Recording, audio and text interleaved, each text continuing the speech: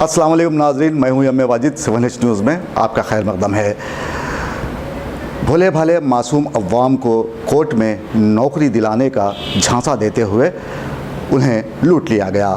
कौन है इसके पीछे कारफरमा, ये जानने के लिए देखिए 7H की ये रिपोर्ट। नौकरी की तलाश में फिरने वाले नौजवानों की यहाँ कमी नहीं।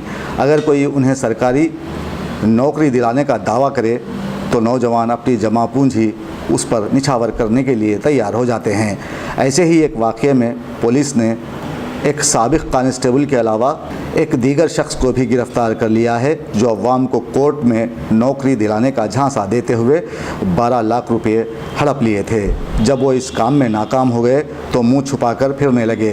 ताहम पुलिस ने इन दोनों को गिरफ़्तार कर लिया है और उनके कब्ज़े से नकली stamps, letter pads, ID cards को जब्त कर लिया है। दोस्तों, अगर आपको हमारी न्यूज़ पसंद आ रही है तो प्लीज़ हमारे चैनल को सब्सक्राइब कीजिए।